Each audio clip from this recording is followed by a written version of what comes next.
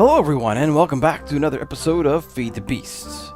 This is Selleck, and I was getting outside into the great outdoors, checking out the view.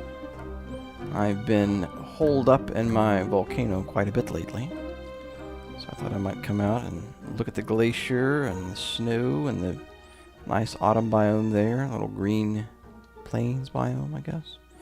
So yeah, I wanted to show you this the other day. I forgot to show you, but in my renovation of the volcano, I actually went through and replaced all of the smooth stone with basalt. And took a little time, but I think it's worth it. It sort of completes the look, to use a well-known phrase from a well-known YouTuber. The basalt, I think, really adds to the volcano-y look of the place, and I left the ice and snow to sort of match the snow and ice of the other glaciers around it. So yeah, I think it's looking pretty good as far as just the structure of the volcano is concerned. So anyways, today's episode is about new beginnings. We're gonna be doing something a little bit different. As many of you know, or maybe you don't know, I don't know, I had mentioned early on in my episode, or in my episodes, that I wanted to go the biofuel route. And that was because I found it interesting to have a farm that was basically doing something indefinitely, and transferring that into biomass, and then biofuel, and then to EU or MJ, whatever I needed. Well, as I've been reading and learning a little bit more about this mod pack and about forestry, I have learned that these things, which are biogenerators, are probably some of the most inefficient ways to create EU in the game, from biomass or biofuel. How these things work is, if you provide it with the green stuff, the biomass, it produces 8 EU per tick. If you provide it with biofuel, it produces 16 EU per tick. Well, there are many, I guess, better options in the game than these things right here. One of the options is to use lava and use a geothermal generator. Those things produce 24 EU per tick, and I can't remember the math exactly on it, but it's far more efficient than these guys here. As far as just, you could use the MJ to produce the lava and then put that lava into the thermal generator, and it's just a lot better way to produce EU. Another way to do that is using the steam engine. So I have had iron just sort of sitting around, not doing anything for me. And I figured, you know what, it's time to put you guys to work. So I started making steel. I've also made some iron tank walls, as you can see here. So I started making some steel, and I have made these blocks here. And these blocks are for the Railcraft boiler, because we are going to start making some steam. Steam, it's like steampunk, right? Steampunk's cool. I mean, we're going to have some steam, and I like punk. I'm a big Fugazi fan. I have listened to 13 songs more times than I can count. I love it. Black Flag, just raw energy. I mean, how can you not like Henry Rollins, right? And so, combining steam and punk? Okay, yeah, I know that's not exactly what steampunk is, but still. Steampunk is cool, right? So we're going to be getting into the steam. Now, I'm going to talk a little bit more math. So if math hurts your brain, you can go ahead and skip forward a little bit here.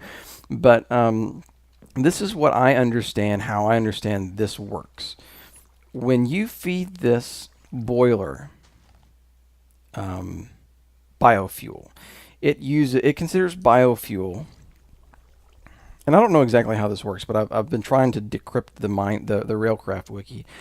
Um, I guess the bucket of fuel is 32,000 fuel units for this guy. And when he is fully heated up, now this is a high pressure boiler, so when he's fully up and running at the highest efficiency, it uses 16 units of fuel per tick, which would be 2,000 ticks per bucket.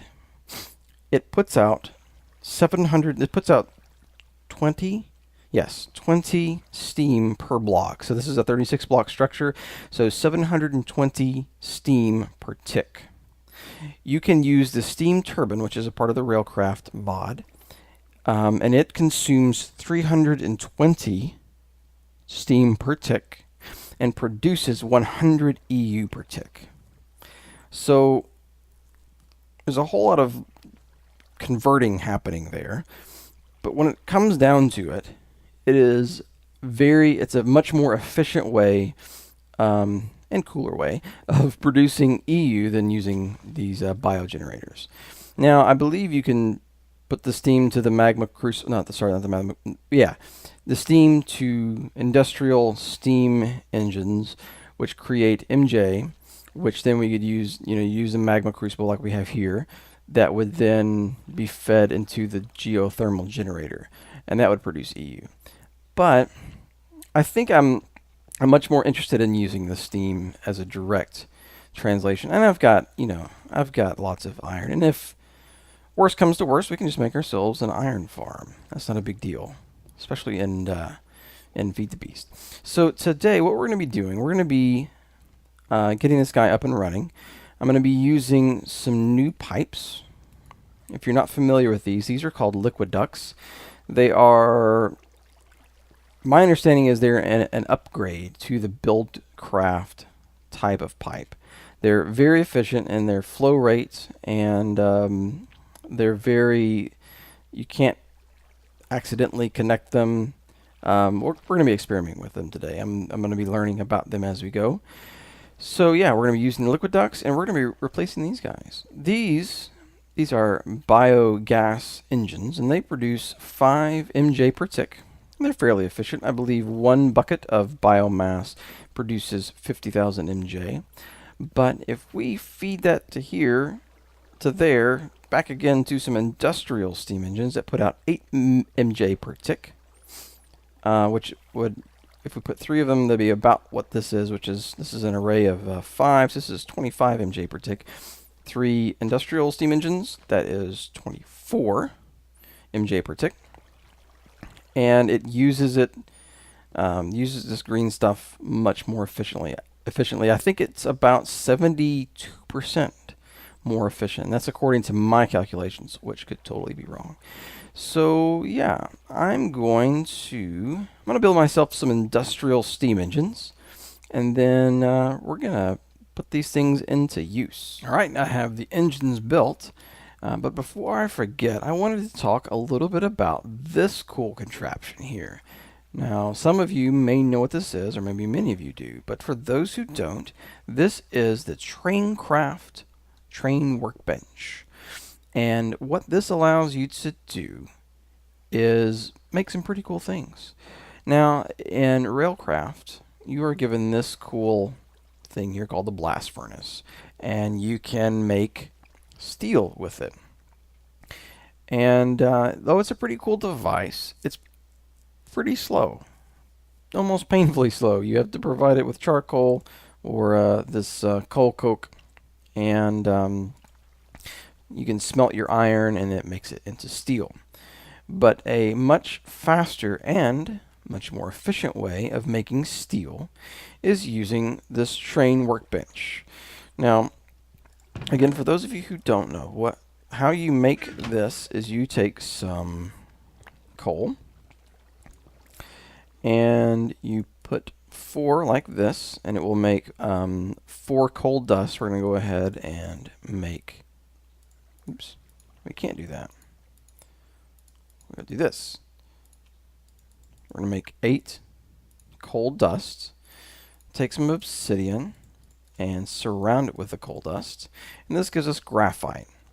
Then what you can do is grab some iron, and in any arrangement you like, you can put your graphite here, and, sorry, one at a time. Now that's one of the things I've noticed about the train workbench. It's a little buggy. It's actually crashed my game a few times, so use with caution. But when you do that, you can put, like I said, you can put the steel in any, the iron in any arrangement. It gives you 4 steel dust. Now what you can do with that steel dust is take it to your furnace, and you can cook it. And when you do that, you'll notice it produces 2 of the Traincraft steel for each one of those. So that's crazy good. So now I have 8 steel. And if you're concerned about compatibility, there's a super cool add-on with the Minecraft mod pack, and it is the Forge Lexicon. You can either make it as a book or as a stand similar to the enchanting table. And so what we can do is shift right click, take our Traincraft steel, and we can convert it into this. So there you go. 8 into 8. So we put this right here. And that's how I made all of my steel, or a lot of my steel. Oh, something's on fire. Yeah, because the lava's so close, these trees occasionally catch on fire. But that's okay. Had a little bit of an accident where I lost that tree that was over there. But that's alright. Okay, so we are going to replace these guys.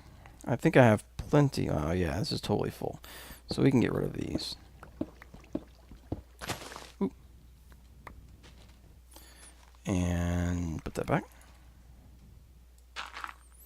Okay, we'll go ahead and get rid of this for now. And we'll go ahead and set these up, even though they won't be working for now. Oh, that connected. Is that a problem? No, it's not. But it will be, won't it? Okay, so let me do... Let's do this. Don't want it connecting. Oop. This thing's just going crazy. Alright. Okay. So we're going to take our cobblestone waterproof pipe and reroute it here. To here. No. Oh no. Crap. Oh, that was a huge waste. Oh, that was painful. That was both full of... well, that's Minecraft, right? Okay. Yeah, so don't do that. Don't accidentally remove a still. Okay, anyways, that's okay. We'll let that guy fill up, and then we might just go ahead and replace all of this stuff. Oh, look. Here it is. Oh, that was for the... Okay, whatever. We'll leave this alone. We might go ahead and replace all of this with the liquid duct anyways. So we need to... This thing needs, for it to run, it needs some fuel and it needs some water. So I'm going to use this aqueous accumulator.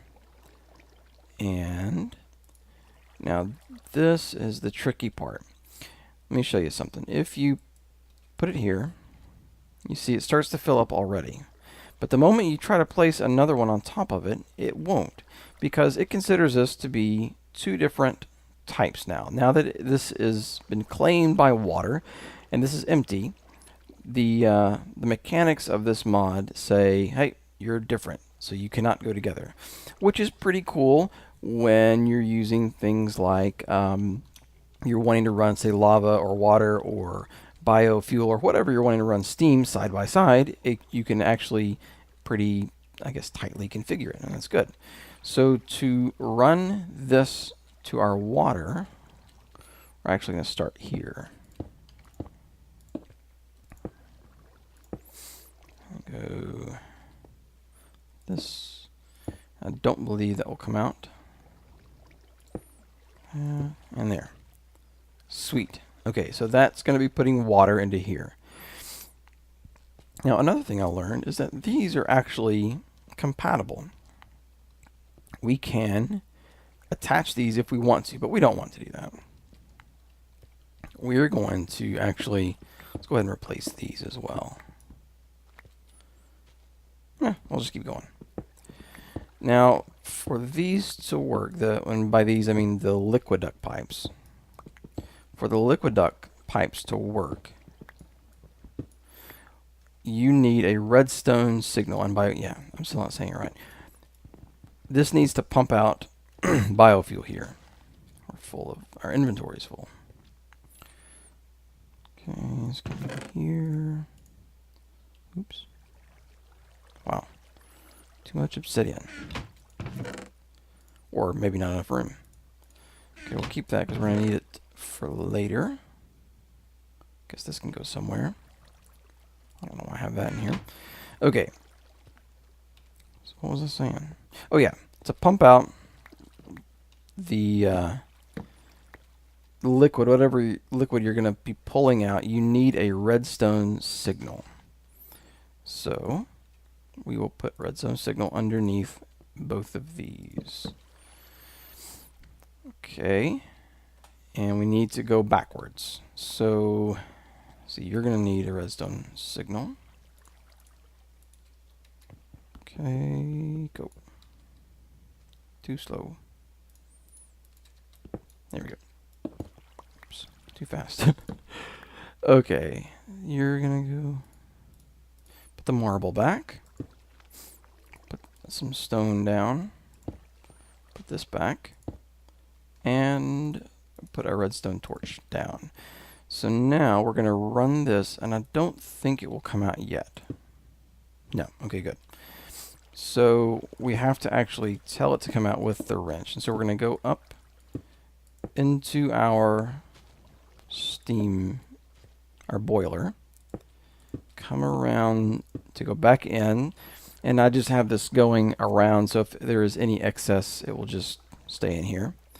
And then I guess we can go like this. Yeah. And then like this. Perfect. So now we need to turn these on. And to do that, I think right click. Yes. Right click. And so yeah, it's already feeding into this. And then we need to have this coming out. And that should do it. Just like that. And we're already on. Sweet. Okay. Now, oh wow, it filled up quick. Okay, so this has got to fill up with water, which it's still doing. And this has got to warm up quite a bit. 23 degrees Celsius. I don't know when it starts running. I guess we'll find out. So I guess while it's not producing steam, we should go ahead and finish putting our steam engines down and run our pipes. Nope. Oh yeah. Shift right click. Done.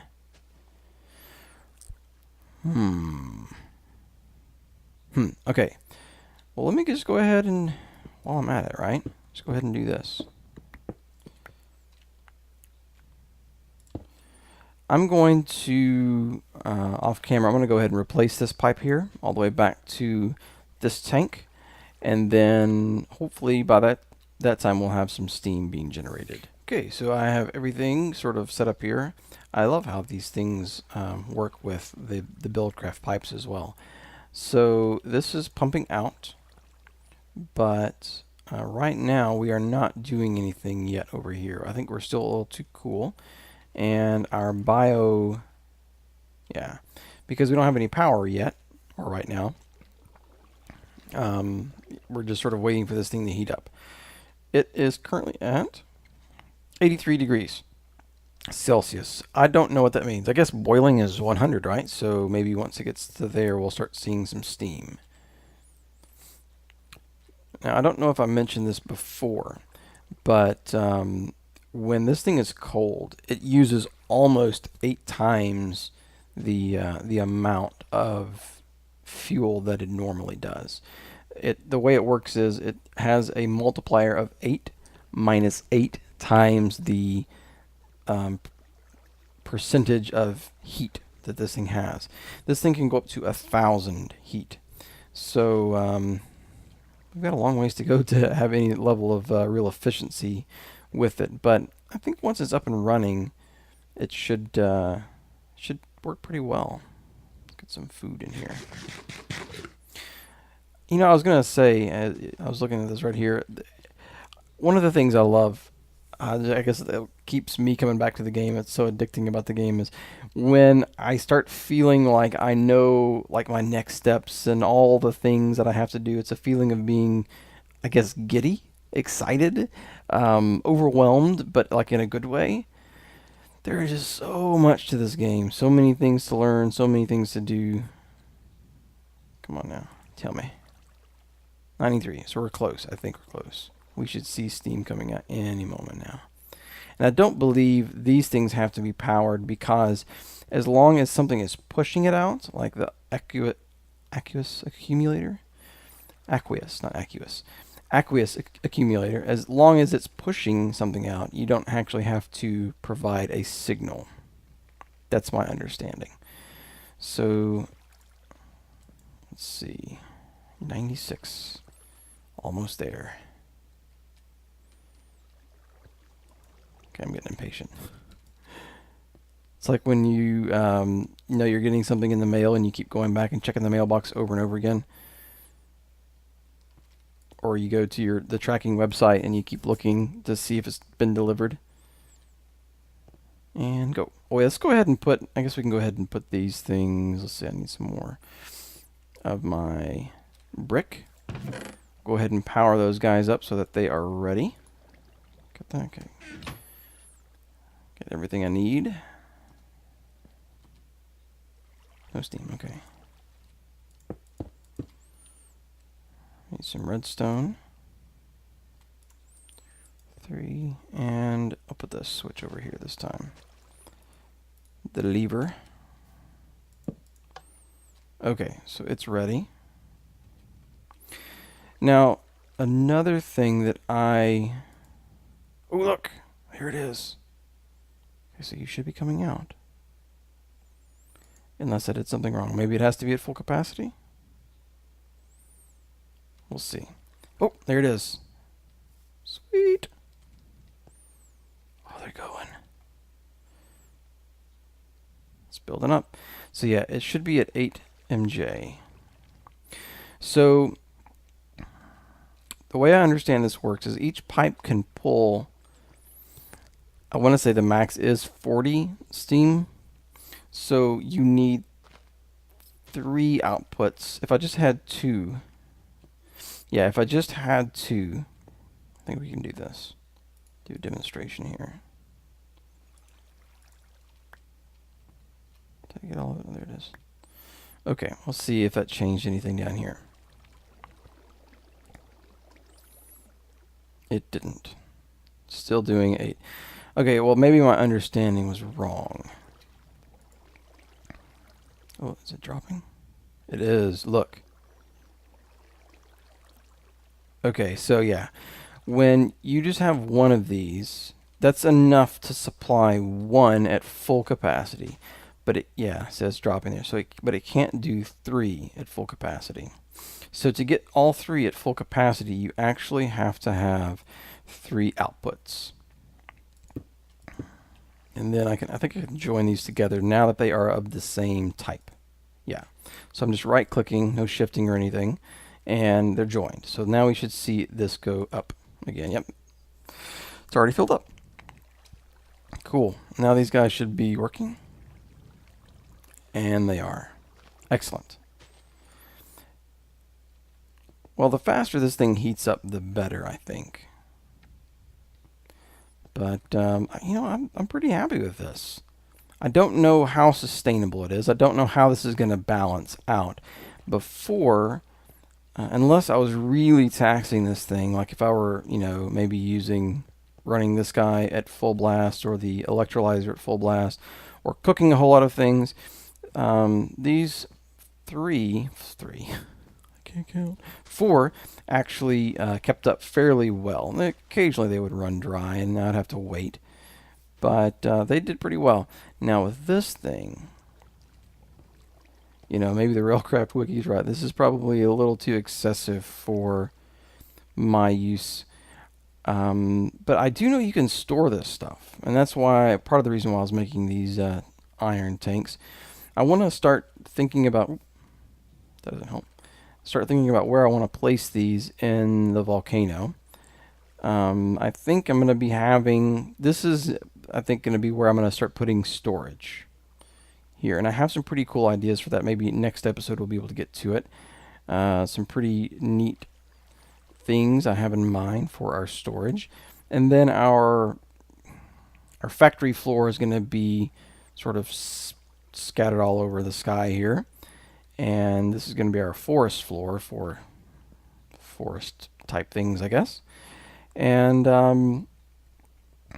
so that way we'll then, I think, have a better idea where we want to put these tanks. And I think I'm going to shoot for full-size tanks of all the fluids, including oil. I'd like to go get some oil. I don't know that I'm going to really use it. It'd just sort of be cool to have it. This is... It's draining pretty fast. Watch it here. So yeah, we're gonna have some biofuel tank, a water tank, biomass tank, steam tank, lava tank, oil tank, refined oil tank. Am I missing any liquids? Maybe just an empty air tank? No. But yeah, we're gonna I want to have all the tanks available, and I'm pro excessive. Maybe we'll have the largest size tank for each one of those. It's a lot of iron, but like I said, we can always get more iron.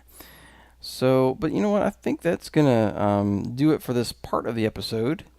Of course, we have started a new segment called Your Desert Island. And so, why don't we hop on over to the desert island and talk about our next thing we want to have with us on our desert island. We are here on our small little desert island, and today's desert island topic is favorite book. What story would you want to have with you when you are all alone on your desert island? Of course, at the rate we're going, we're going to actually have a lot of pretty cool things on our desert island, but that's all right. So what is your desert island book? Is it a literary work, something that you maybe have a high respect for? Is it fiction, something that entertains you or thrills you, holds you in suspense? Is it something religious? Do you want to take the Bible or the Quran or whatever religious work that you maybe aspire to be like? I had to think about it a little bit, but I think for me, it has to be something that, just like in the same way with music or movies, something that invokes an emotional response, something that maybe gets me excited or inspires me. And I would have to say that one of the most, coolest books that I have read, and I'm cheating just a little bit because I'm combining 3 books, because it's all one story, right? It's all about the ring and Frodo and Bilbo. I love, love, love the story of the Lord of the Rings. Now, granted, Tolkien is not the greatest writer of all time, but the story that he weaves, I think, is just phenomenal. The world that he talks about in his novels it's so rich, it's so great. In my opinion, I could read that book. I could read that story over and over again. I remember actually reading the story of, in the time in the story, in the second part about the showdown, I guess, at Helm's Deep. The heroes had their back against the wall, and here comes Mordor throwing everything that it has at the heroes, and Aragon charging out in the last moment to give his life for these people. Just so inspirational. Like, so I had me on the edge of my seat, and then to have Gandalf coming through in the end with the Riders of Rohan coming down and kicking some ass, and oh man, it was great. I remember looking forward so much to seeing it in the movie theaters, and I certainly wasn't disappointed. I loved it, and so yeah, the Lord of the Rings story definitely is what I would want to have with me on my desert island. So what do you want to have on your desert island? What book would you want to read? Is it whatever it may be? I'd like to hear from you guys. I appreciate all the responses that I've been getting. It's really cool to hear, to see the different tastes in music and movies, and also appreciate all the tips, the feedback on like the cow farm build. There's some ideas that I got generated there, but I felt like I had stretched the soul shard and that aspect of the game a little too far, so thought I'd move on to something different, but we'll definitely get back to it. And so some of those ideas that you guys gave me were excellent, so I'll definitely be looking into that. And so yeah, I'm already looking forward to the next episode. I'm excited. I've got so many things buzzing in my head and so little time to do it. But that will do it for this episode. I appreciate everyone watching, and I hope you enjoyed it. And I hope you all have a great weekend. I will see you guys again next time.